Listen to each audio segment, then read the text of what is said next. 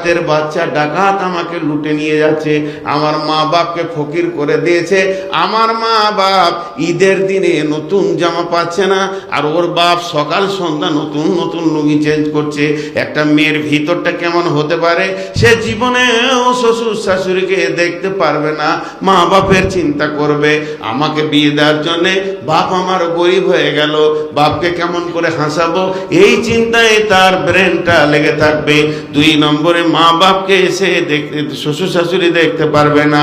আর 2 নম্বর হচ্ছে যে ভেড়া, যে গাধা, যে বদমাস খবিস ওই টাকার বিনিময়ে বউ নিয়ে এসেছে, ওই বউকে নিয়ে ও শান্তি পাবে না।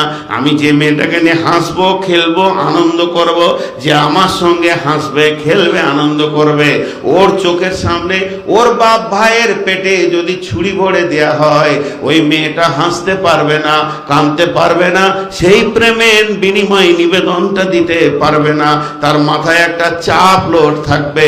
অতএব ওই মেয়েটা নিয়ে আনন্দের জীবন করা যাবে না। আর 3 নম্বরে হলো বিশ্বনবীর ফয়সালা, আল ওয়ালাদু লিল ফিরাসি, বিছানা যার সন্তান তার। এখন পৃথিবীতে যতগুলো বিছানাতে সন্তান তৈরি হচ্ছে, এই বিছানাগুলো একটাও বাপের লয়, সব হলো মায়ের। এই মায়ের বিছানাতে সন্তান হচ্ছে বলি সন্তানেরা মামা খালাকে যত চিনবে, চাচা ফুপিকে অত চিনবে না। নবীজি বলেছেন আল ওয়ালাদু লিল ফিরাসি, বিছানা যার তার দখলে সন্তান থাকবে। এটা হলো 3 নম্বর রোগ। এই মাল যে কত কঠিন জিনিস করে দিয়েছে, পৃথিবীর বুকে সমস্ত দাম্পত্য জীবনের শান্তিকে মাটিতে মিশিয়ে দিয়েছি। যৌতুক, আল্লাহ বলছে মাল তু খরচা কর, লাখ টাকার সোনা লাগবে না, একটা নাকের নিয়ে চলে যা, সাদা বাঁটা একটা কাপড়। যে শ্বশুর বাড়িতে বলগা শ্বশুরের বিটিকে, হাবিবা আমি গরিব, তোমাকে প্রেমের বন্ধনে নিতে এসেছি, তোমার বাপের 1 তিল মালের প্রত্যাশা করি না, একটা সুতো কাপড় তো দূরে কথা নিবে না, গোসল করো, আমার সাদা বাটা কাপড়টা পরো, নাকেরটা লাগাও, তোমাকে এটাই মহারানা দিলাম, চলো আমার সঙ্গে, 1 টাকা তোমার বাপের লিব না। अल्लाह मुझे मंजूर नहीं कि अपनी शिकायत घर की बात किया करो, लेकिन बात ही से बात आता है तो मैं क्या करूँ। मैं আমি নিজের কথা আপনাদেরকে বলতে চাইছি না, কথাই কথা চলে আসে তাই বলছি। আজকে 29 বছর বিয়ে করেছি, এখনো শ্বশুর বাড়ি গেলে মনে হবে গত 3 দিন আগে বিয়ে হয়েছে। কেন? শুধু তাদের মালের প্রত্যাশা করি না, তাদের মালের প্রত্যাশা করি না। মালের প্রত্যাশা করলে এই আনন্দ শেষ হয়ে যাবে। শালারা দেখবে বলে এই ডাকাতি আমার বোনকে বিয়ে করেছে, আর মতো 30 লক্ষ টাকা লুটেছে, আবার ডাকাত আসছে বেড়াতে। শালারা ভালো করে কথা বলবে না দোলাভাইকে, আর আমার শালারা আমার পেছনে শালার মতো ঘুরে বেড়ায়, শালার মতো ঘুরে বেড়ায়। কি লাগবে ভাই, কি লাগবে ভাই, কি লাগবে? কেন? তারা জানে যে আমাদের 1 তিল টাকার প্রয়োজন মনে করে না। আজকের দিনের জন্য নয়, যে যুগে আমি একটু অভাবী ছিলাম সে যুগেও। তো মাল মেয়ের কাছে নিব না, মাল আমি খরচা করব। জি, বিসমিল্লাহির রহমানির রহিম। তাহলে পুরুষদেরকে ওসিয়ত করা হলো, আয়াতটা কত সুন্দর। এবার আল্লাহ মেয়েদেরকে বলছেন ফাসসালিহাতুন কানিতাতুন হাফিজাতুন লিল গায়বি বিমা হাফিজাল্লাহ। ফাসসালিহাতুন কানিতাতুন হাফিজাতুন লিল গায়বি বিমা হাফিজাল্লাহ। আল্লাহ বলছেন ও নারীকুল, এখানে আজকে যতগুলি মেয়ে বায়ান শুনছেন, ওরে আমার বেটি রে, ওরে আমার বৌমা, ওরে আমার বেটি, ওরে আমার সোনামানিক, আল্লাহ তাবারাক ওয়া তাআলা বলছেন যে মেয়েটির ভিতরে 3টে গুণ চলে আসবে, ওই মেয়েটিকে নিয়ে স্বামী আনন্দ পাবে, শ্বশুর ঘর আনন্দিত হবে, যে পাড়ার বউ হবে, যে বস্তির বউ হবে, ওই বস্তির মানুষেরা মেয়েটার ব্যবহারে আনন্দিত হয়ে যাবে। যদি মেয়েদের ভিতরে 3খানা গুণ থাকে, প্রথম নম্বরে হলো ফাসসালিহা, ওদেরকে সলেহা হতে হবে। সলেহার ব্যাখ্যা করতে গিয়ে বলা হয়েছে সল্লাত খামসা সামাত সাহরাহা আহসানাত ফারজাহা আতাত মালাহা। ওগো মাতায়, ওগো খালায়, ওগো আমার বোন, তোমাদেরও কথা কিছু শুনো দিয়া মন। যে নারী পাঞ্জে গানা নামাজ পড়িবে, রমজানের এই রোজা কবু নাহি ছাড়িবে, নিজ ইজ্জতের রাখিবে খেয়াল, স্বামীর সেবা করে যাবে বাঁচতে যত কাল, তার জন্য জান্নাতের দ্বার খোলা রবে, যে দ্বার দিয়ে ইচ্ছা বন্টি জান্নাত চলে যাবে। আরো একটি কথা বলি, ভালোবাসা বন, পুরুষের জন্য নারী অমূল্য রতন। দুনিয়াতে যত ধন পুরুষের আছে, সবচেয়ে অমূল্য ধন নারী তার কাছে। কিন্তু সেই নারী তবে নেক হওয়া চায়, এহ পরকাল তার হয় সুখময়। দুনিয়াতে জাহান্নাম বদ নারী যার, এহ পরকাল তার হয় ছারখার। হে আমার মা, ওরে আমার বোন রে, যে নারী 4-5 ওয়াক্ত নামাজ পড়বে, রমজানে রোজা রাখবে, আহসানাত ফারজাহা নিজেকে পর্দার ভিতরে রাখবে, আতাত বালাহা স্বামীর তাত করবে, ওকে সলেহা বলা যাবে। তাই আল্লাহ বলছেন ফাসলিহাতুন, ওরা সলেহা হয়ে যাও।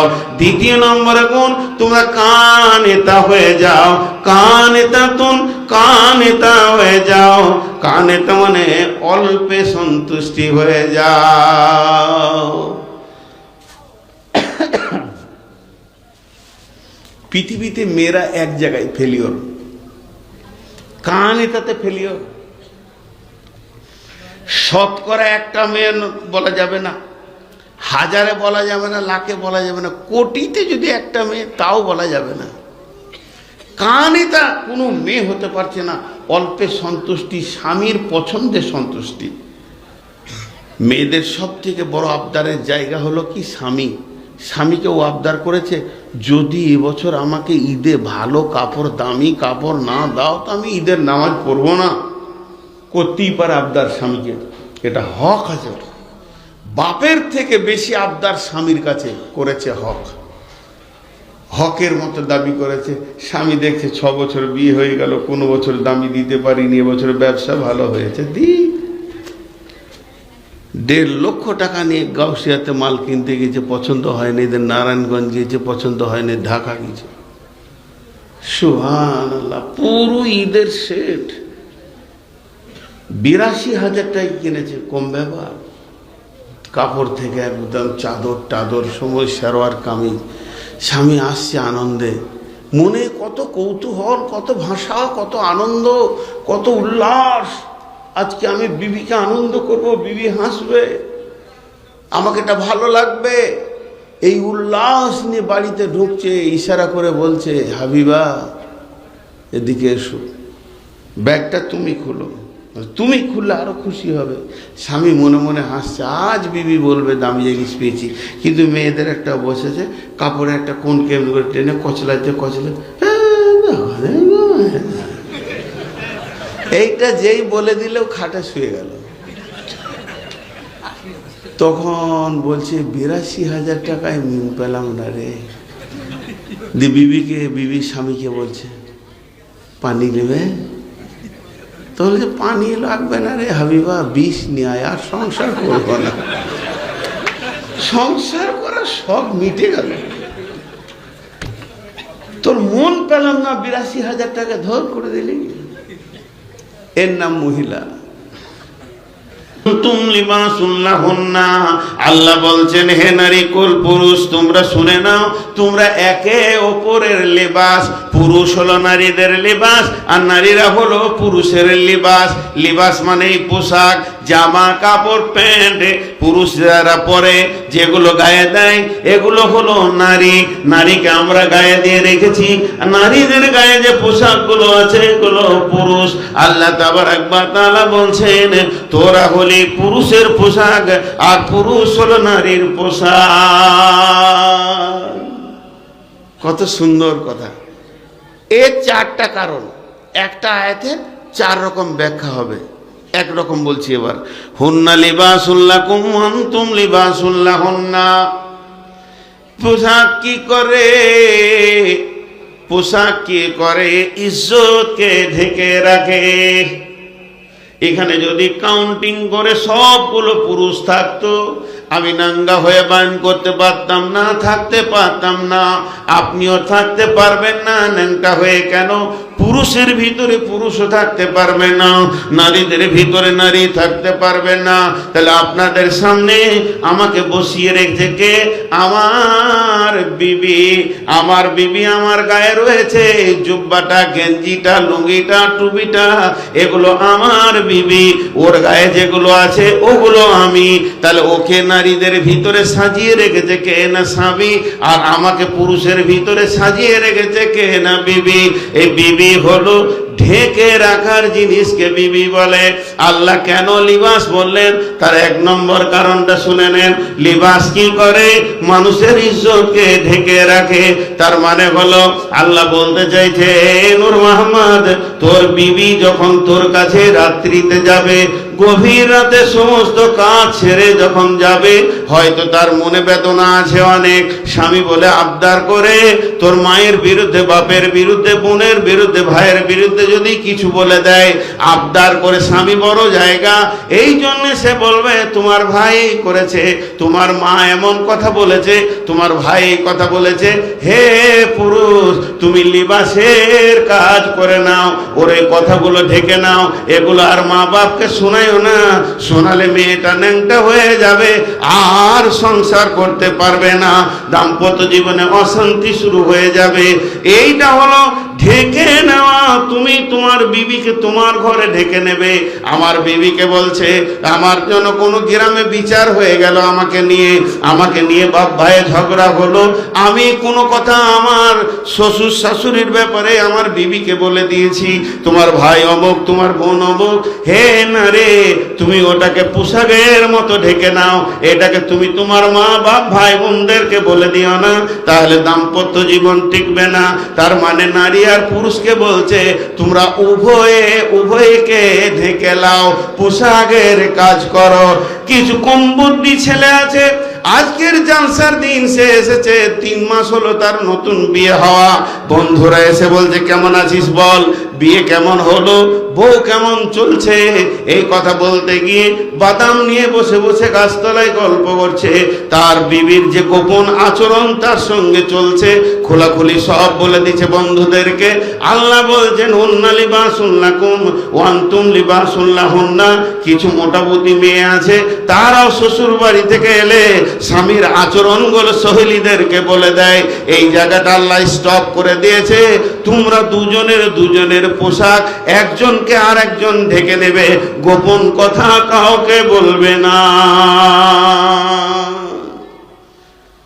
নারী পুরুষ চলার জীবনে আবদার করে আমার স্ত্রী কিছু কথা বলেছে, তো বলেছে, বিবি বলেছে, ঢেকে নাও। তোমার বিবি তোমার সঙ্গে কি আচরণ করে, রাতে কিভাবে চলতে ফিরতে তাকে ভালো লাগে, ঢেকে নাও। তুমি এটা আর কাউকে বলিও না, চিরজীবন ওর পোশাক হয়ে থাকো। তেমনি নারীকে বলছে তুমিও ঢেকে নাও তোমার স্বামীকে, আর ওর আচরণকে ঢেকে নাও। এটা 1 নম্বর ব্যাখ্যা গেল। 2 নম্বর ব্যাখ্যা, মানুষ পোশাককে কি করে? যত্ন করে। মানুষ পোশাককে কি করে? যত্ন করে। একটু যদি ময়লা পড়ে, এই ভাত খেতে খেতে এখানে একটা ভাত পড়ে গেছে, ভাই একটা সাবান দেন তো, একটু নির্মা দেন তো, মানে আমার পোশাকটা ময়লা থাক, এটা কেউ কোনো মানুষ চাই কি? চায় না। আল্লাহ তাবারাক ওয়া তাআলা বলছেন, নারী যেমন নিজের জিনিসগুলোকে গুছিয়ে সাজিয়ে রাখে, পুরুষও নিজের কাপড় সাজিয়ে রাখে। আমি গোসল করতে লেগেছি, আমার বিবিকে আল্লাহ বলছেন হুন্না লিবাসুন লাকুম ওয়া আনতুম লিবাসুন লাহুন্না। তোমার পোশাকটাকে তুমি সাফ করে নাও। বিবি আমার চলে গেল, গোসলখানায় গিয়ে বলছেন সাবানটা দেন, পিঠে আমার দিতে লাগলো, পিঠটাকে সাফ করে দিল, ঘাড়ের ময়লা তুলে দিল, পায়ের ময়লা তুলে দিল, গায়ে আমার সাবান মাখিয়ে দিল, সে তার পোশাককে পরিষ্কার করে নিল। আল্লাহ ওইটাই বলছে, যখন তোমার বিবি বাথরুমে যে গোসল শুরু করবে, তুমি বা দূরে বসে থাকবে কেন? তুমি যাও সাবানটা নাও, ওর পিঠটা সাফ করে দাও, ঘাড়ের ময়লাটা তুলে দাও, কানের ময়লা তুলে দাও। এর জন্য তোমার জন্য তো তার পর্দা নাই। যাও তুমিও তোমার পোশাকটাকে সাজিয়ে নাও, গুছিয়ে নাও। হুন্না লিবাসুন লাকুম ওয়া আনতুম লিবাসুন লাহুন্না। স্বামী স্ত্রী যত্ন